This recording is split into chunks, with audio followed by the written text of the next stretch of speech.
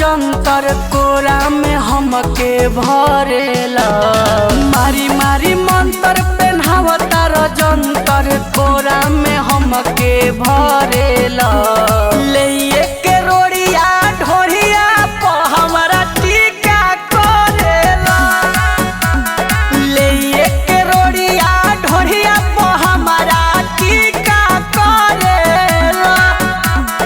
कोई दी हानि उमर बना दानी बोला तू का करेला।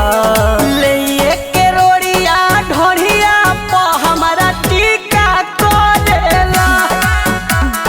ले के रोड़िया ढोरिया प हमरा टीका करेला।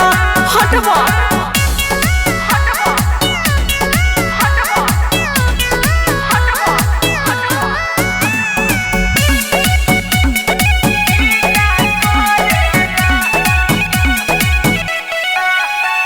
हरदम चाहेल हाथे में राखी बुझेल राजा जी पुआ।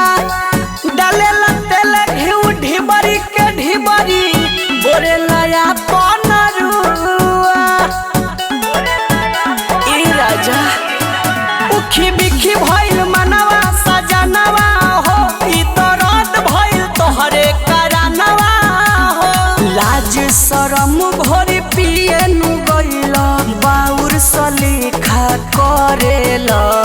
ले के रोड़िया ढोरिया प हमरा टीका करेला।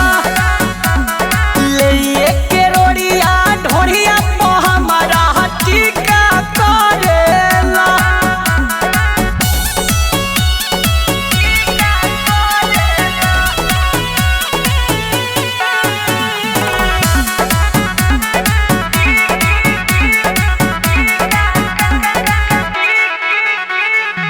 चंदन चंचल नाही कहला डरेल ना आँख देखावाला से।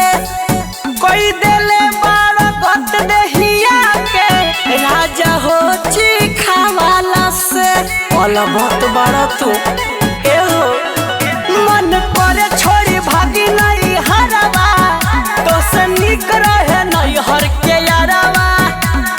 बनल मुंड बिगाड़ के राजा सब फीका फीका करेला। ले